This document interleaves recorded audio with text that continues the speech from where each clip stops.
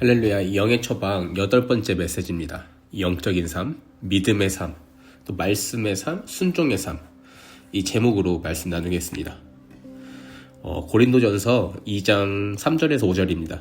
내가 너희 가운데 거할 때 약하고 두려워하고 심히 떨어노라. 내 말과 내 전도함이 설득력 있는 지혜의 말로 하지 아니하고 다만 성령의 나타나심과 능력으로 하여 너희 믿음이 사람의 지혜에 있지 아니하고 다만 하나님의 능력에 있게 하려 하였노라. 아멘. 우리가 이 영에 집중하다 보면 혼이 잘못된 것인가? 아니면 이해하는 것은 무조건 나쁜 것인가? 이렇게 오해할 수 있습니다. 그러나 이 혼의 영역도 하나님께서 우리에게 주신 영역입니다. 이 땅에 살면서 이해하고 배우기 위해서 주신 하나님의 기능입니다. 그래서 이 혼적인 훈련도 하는 것이고 그 훈련을 통해 영적인 부분을 같이 접목시켜서 연습하는 것입니다. 계속 성령님께 묻고 또 기도하고 방언하며 성령의 인도하심을 구하는 것입니다. 그런데 이 혼의 기능의 한계는 이 땅에서 보이는 것이 전부라는 것입니다. 혼적으로 이해하려고만 하는 그 수준으로 살면 그냥 거기까지인 것입니다. 그러나 우리는 그렇게 살 존재가 아닙니다. 왜냐하면 우리는 영적인 존재이기 때문입니다. 하나님은 우리에게 이 제한 없는 풍성함을 약속하셨기 때문입니다. 우리의 생각, 우리의 이해하려고 하는 수준, 그 다음이 있다는 것을 아셔야 합니다. 많은 사람들이 이해가 안 되면 좌절해버리고 또 이해가 안 되면 포기합니다. 이해가 안 되는 그 다음이 있다는 것입니다. 여러분, 바로 그것이 영적인 세계입니다. 내 열심, 내 지식, 또 내 힘과 나의 능력으로 내가 할 수 있는 것, 혹은 내가 잘할 수 있는 것, 해왔던 것, 이 경험들을 의지해서 살면 안전할 수 있을지는 모르겠지만 그 다음 단계로 못 갑니다. 그냥 good life, 좋은 인생으로 끝납니다. 어떤 사람은 하나, 또 어떤 사람은 둘, 어떤 사람에게는 많아서 5, 그 각자의 제한된 역량에 따라 그냥 그 안에서 갇혀 사는 것입니다. 내 안에 성령님이 계신데 이 영적인 것을 인식하지 않고 성령님과 아무 상관없이 살고 있다면 그것은 내 안에 있는 혼이 모든 것을 다 주도해가고 있다는 것을 나타내 줍니다. 결국 우리에게는 이 하나님의 능력으로 살고자 하는 이 갈망함이 있어야 합니다. 나의 능력을 넘어선 하나님의 역사가 있다.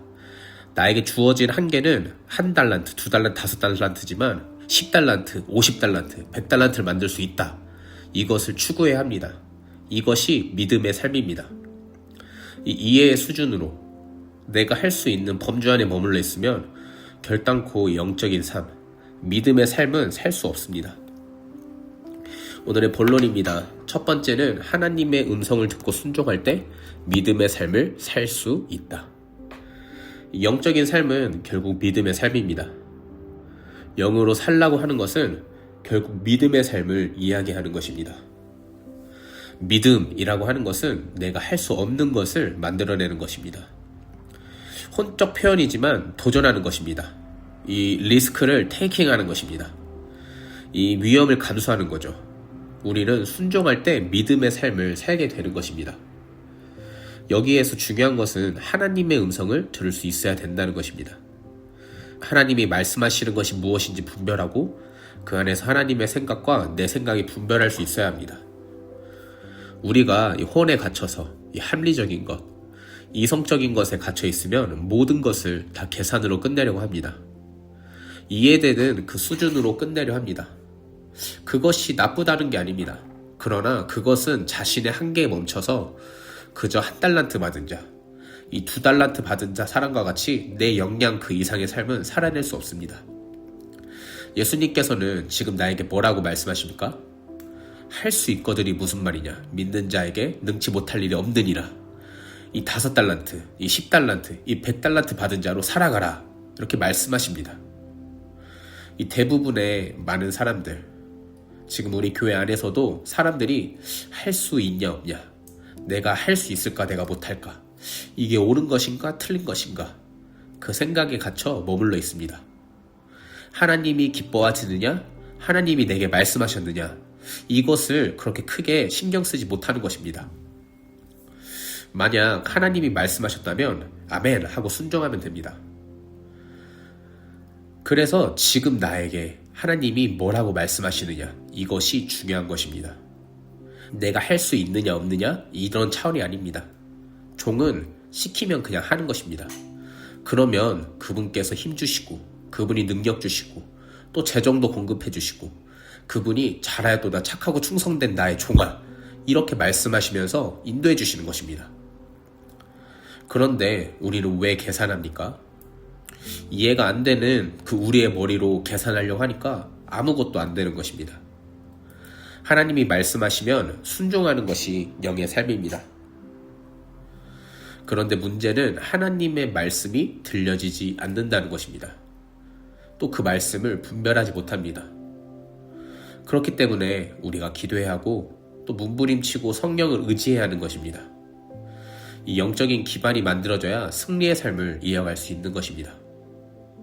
성령님께 구하라, 묻고 또 묻는 것입니다. 어떤 모임이나 예배가 끝나서 그 뒤 바로 가지 말고 조금 더 주님 앞에 기도를 하면서 성령님 말씀해 주십시오. 성령님. 이렇게 계속 하나님이 기뻐하시는 뜻이 무엇인지 듣고 분별하는 이 영의 기도를 훈련해야 합니다. 이것이 한 달이 걸리든 1년, 2년이 걸리든 이렇게 계속 기도하는 습관을 만들어버리면 반드시 언젠가는 열리게 됩니다. 이것이 열려져야 여러분이 영의 삶을 살 수 있다는 것입니다. 머리로 계산하는 것이 아니라 하나님의 음성이 들려지는 것이 우선입니다. 하나님의 말씀이 들려질 때 또 그것을 듣고 그리고 순종하는 것이 바로 영의 삶이고 믿음의 삶입니다. 아멘. 그 두 번째 소제목은 바울의 좌절과 고백입니다. 우리 인생에 만나는 한계들, 또 좌절들, 무기력해지는 어떤 때가 있습니다. 이 고린도전서 2장 3절에서 5절 다시 읽겠습니다. 내가 너희 가운데 거할 때 약하고 두려워하고 심히 떨었노라. 내 말과 내 전도함이 설득력 있는 지혜의 말로 하지 아니하고 다만 성령의 나타나심과 능력으로 하여 너희 믿음이 사람의 지혜에 있지 아니하고 다만 하나님의 능력에 있게 하려 하였노라. 아멘. 이 아테네에서 고린도로 옮겨가는 계기가 있는데 그때 바울의 상태가 무엇이었냐면 이 3절과 같이 심히 약하고 두려워하고 심히 떨었다, 이렇게 나와 있습니다. 바울도 이 좌절을 겪었습니다. 그리고 두려워했습니다. 내가 무엇을 할 수 있을까? 자신감이 없었다, 이런 의미입니다. 더 나아가서는 무기력감에 빠져 있었다는 것입니다. 아덴에서는 바울은 아무 열매를 거둘 수 없었습니다. 보기에는 정말 멋지게 승리한 줄 알았습니다. 자기의 철학과 능력으로 실력으로 했습니다. 그런데 아무 개종자를 얻지 못했습니다. 이 사도 바울이 가는 곳마다 개종자가 낳고 교회가 세워지고 하나님의 능력들이 나타났는데 에덴에서만 아무 일이 안 일어났습니다. 그러면서 그가 이동하면서 수많은 생각 속에서 왜 그렇지? 뭐가 안 됐지? 뭐가 문제였지? 이것을 기도하면서 깨닫게 된 것입니다. 그래서 그가 하는 말이 더 이상 나는 이 사람의 말로, 이 아름다운 말로, 또 나의 철학, 내가 할 수 있는 경험, 내 실력, 나의 노트로 난 하지 않을 것이다. 나는 성령의 능력과 그의 나타나심을 하겠다. 이렇게 그가 다시 한번 이 사역과 삶에 큰 변화를 경험하게 되어지는 것입니다. 심히 두려워했다. 자신감이 없었다. 여러분, 이런 상태는 하나님이 주신 놀라운 기회가 될 수 있습니다. 많은 사람들이 자신감이 믿음이라 생각합니다. 그런데 믿음과 자신감은 전혀 다른 것입니다. 자신감은 혼으로부터 나오고 자신감은 자기 자신에 대한 신뢰에서 시작되는 것입니다. 자기의 것입니다. 내가 경험했다. 내가 해봤다. 내가 할 수 있다. 자기에 대한 신뢰입니다. 그런데 믿음은 하나님에 대한 신뢰입니다. 전혀 다른 것입니다. 자신감은 혼에 속한 것입니다. 자꾸 자신감이 커지면 혼이 강해지는 것입니다. 그렇게 되면 혼으로 살 수밖에 없습니다. 아덴에서의 상황을 잠깐 설명하면 바울은 당대 석학입니다. 언변 또한 아주 뛰어났습니다. 그런데 뭔가 좀 어줍지 않은 동네 철학자들이 모여서 이 철학에 대해 이야기하는 것을 그가 들어보니까 말도 안 되는 조각조각을 이야기하고 있는 것입니다. 그러니까 자기가 아는 지식으로 이 철학 뿌리를 언급하면서 이게 어디서 나왔는지 아냐, 이게 누구의 말인지 아냐, 또 또 누구의 영향을 받은지 아냐? 그러면서 아주 논리적으로 다 확 눌러버립니다. 그때 바울에게 무엇이 충만했을까요? 믿음이 충만했습니까? 아니면 자신감이 충만했겠습니까? 아마도 논쟁하는 과정 가운데 혼이 건드려졌던 것 같습니다. 그러니까 결국은 자기의 것이 나온 겁니다. 그래서 자기의 실력으로 또 언변으로 결국은 철학자들을 확 눌렀습니다. 아무 말 못하게 이겨버렸습니다. 그런데 도리어 아무 열매가 없었습니다. 여러분 3번입니다. 자신감은 혼의 작용이다. 자신감은 항상 우리를 실패하게 만들고 넘어지게 만듭니다. 그런데 이 영적인 것은 이 자신감이 무너진 데서 나옵니다. 우리가 자신감이 충만하면 하나님을 의지하지 않습니다. 또 의지할 필요도 없습니다. 그냥 내가 하면 되지. 돈으로 하고 또 실력으로 하고 내 경험으로 하고 그냥 하면 되는 겁니다. 하나님을 찾지 않습니다. 간절한 기도가 안 나옵니다. 이 앞이 안 보일 때, 내가 아무것도 준비가 안 됐을 때, 내가 이것을 감당할 능력이 안 될 때, 또 연약하고 어두울 때, 그때 도와달라고, 살려달라고 그때 하나님을 찾습니다. 영으로 사역하는 열쇠는 내 자신감이 없는 것입니다. 그걸 성경적으로 다르게 표현하면 나를 부인한다 라고 표현합니다. 여기서 나를 부인하다 라고 하는 그것이 자아입니다. 이 자아가 죽어지는 것입니다. 그때 믿음이 역사하기 시작하는 것입니다. 결국 내가 자신감이 없을 때, 그때 하나님을 의지하게 되고, 그때 하나님을 찾게 되고, 주님 말씀하소서, 주님 말씀하소서, 성령님 도와주십시오, 도와주십시오, 이렇게 기도하게 되는 것입니다. 그러다 하나님의 음성이 들려질 때, 나에 대한 신뢰가 무너지는 데에서 이 하나님에 대한 신뢰가 세워지기 시작하는 것입니다. 여러분의 그 신뢰의 근거가 어디 있습니까? 이 여러분에 대한 믿음입니까? 경험입니까? 아니면 하나님에 대한 믿음이고 하나님에 대한 말씀입니까? 여러분 자신에 대한 믿음입니까? 아니면 하나님 말씀에 대한 믿음입니까? 여러분의 이 신앙의 기초를 확인하십시오. 이 신앙의 기초가 하나님입니까? 아니면 나 자신입니까? 하나님의 말씀입니까? 여러분의 생각과 경험입니까?